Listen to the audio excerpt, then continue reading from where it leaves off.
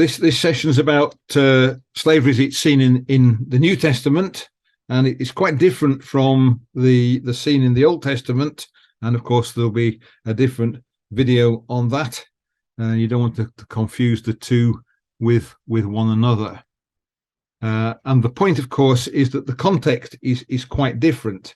In the Old Testament, Israel, for most of the time anyway, ruled itself as a nation. But in the New Testament, we're in the Roman Empire, and the Roman Empire makes the rules, and the Christians can't change the system. So it's no good saying slavery should work like this. You're stuck with what the Romans say slavery is going to be, and there's nothing that you can do about it. And this time, slaves are real slaves. There's no limit to what the master can do to the slave. You can have him crucified if he feels like it. It's just part of what goes on in the Roman Empire. So there are rules, though, for the way that a Christian is going to treat a slave. First of all, there's an equality of status inside the congregation. So you mustn't treat a slave, if you're a freeman, you mustn't treat a slave as a slave. There's no difference. And there are 3 different verses that say that. Galatians 3:28, there's neither Jew nor Greek, neither slave nor free, no male nor female, for you are all one in Christ Jesus. So there are 3 passages which tell you that there's no difference in status in the New Testament between a slave and a free person within the congregation.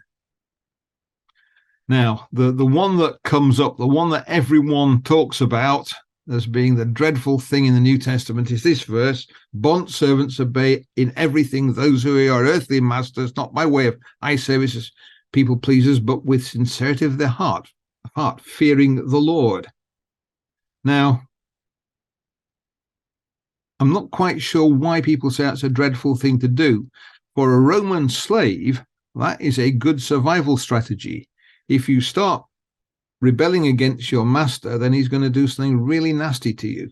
So that is jolly good advice for a Roman slave. And it's something that repeats, it comes up in a couple of other passages as well. But the New Testament recognizes you're better off if you're not a slave. So if you start off as a slave and you get a chance to get your freedom, then take the opportunity. But it says, don't worry in the meantime, keep your head down, keep going. So it seems a good thing for a slave to be free, but you can carry on inside the Christian community, even if you are a slave. Now, some people would own slaves. There wouldn't be that many in the congregation to start off with, but there'll be perhaps a few. And he says, right, if you're a master, then you treat your bondservants, your slaves, justly and fairly, knowing that you're a slave to God, you're a fellow slave with them, so treat them well. And there's another one, don't threaten them. And the emphasis there, again, it's on well-being of slaves, it's not on freedom. And I have to ask why that is, because being a slave wasn't that good in the Roman Empire. But neither was being a freeman. If you were a slave who was freed, then you're selling your labor in an economy which has slaves in it who are selling their labor for nothing at all. So you've got to have a very special skill before you're going to make a living. And so what happens with the freedman is the freedman then goes back to the man who freed him, typically, picks up a patron. He might go and do a service for somebody else. He says, what can I do for you? And the patron says, do this. And then the patron will give him food, maybe give him lodging or whatever. The difference between a freedman and a slave was not very great in the Roman Empire, unless you had a very special skill as a freedman. You know, the freedman who became the sort of top of the civil service under Claudius had very special skills in leadership and administration. But in general, that wasn't the case. If you're a labourer, you were in trouble because a slave would do the labor. So that's why it doesn't say release them, send them out there. They might as well just treat them well, because the only best you can happen to your freeman is you treat them well. And again, we've got an example. We've got Philemon, the book. Philemon's the owner of the slave. The slave's called Onesimus, and he's run away.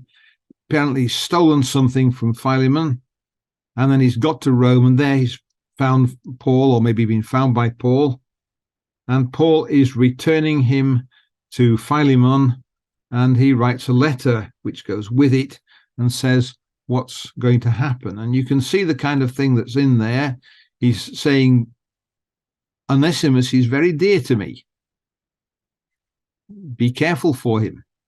He's saying he'd like to have kept Onesimus with him, then he would have looked after Onesimus. Of course, Onesimus would have needed Paul to look after him, need someone to look after him.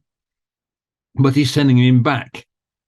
And he's saying, look, I want you to be good with this chap, but you've got to choose what to do. You've got to decide what you're going to do. That's up to you. And he's giving a sort of moral choice to Philemon. And the interesting thing is that in the meantime, Onesimus has been baptized, become a Christian. And so he's not just a bondservant, he's a brother as well. And he's going to be a friend of Philemon, whether he's released or not. But the way that Onesimus is being treated is actually remarkably lenient. For a runaway slave, you'd expect something rather worse than that in the Roman Empire.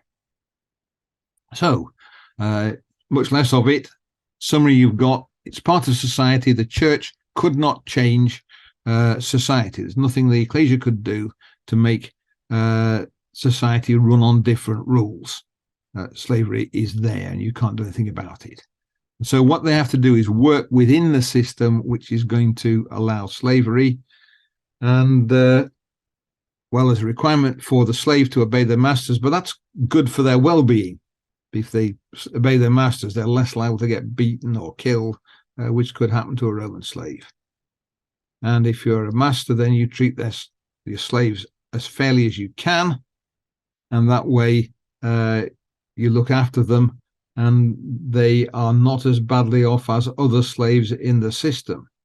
Remembering a freeman might simply starve. So what happens is that you're making, well, they stay dependent on you, but you're going to be a good master rather than leaving them free to become dependent on someone who may be a lot worse than you are. So the New Testament gives the best solution for the circumstances. You could wish that the circumstances were different, that they didn't have Roman slavery, but the New Testament provides the best solution you can get for those circumstances. Okay, there's a bonus point here. That's something that's cropped up. There are 3 copies of this still in existence, and it's a thing called the Slave Bible. It was a Bible which was released for slaves. It was produced originally for slaves in the West Indies, but it was also used in the United States. That's the frontispiece of it. And it's a Bible, but it's a Bible where they've cut out all the bits which might encourage a slave to demand more from the masters or disobey them or to escape to freedom. Now, that interesting thing is just how much they had to remove. It's possibly a little unfair to say that they were removed just for that purpose. The person who published this was, in fact, an anti-slaver. He was someone who was against slavery. But the book is really, it's cut down to the point where the slave master would allow it through. It's got as much of the Bible as you could get in, that the slave owners would allow to go to their slaves. And you can see the side, we've got a King James version. It's based on the King James version, which is why I've put that for the comparison. There are 1189 chapters in the King James Bible, the authorized version. The Slave Bible has 232 chapters. It's had to cut out an awful lot in order to make it acceptable to the masters of slaves. So you can see that how much of the Bible is really, when it comes down to it, inimical to modern slavery. And that's an interesting point to make. It's a very worthwhile one. So there we go.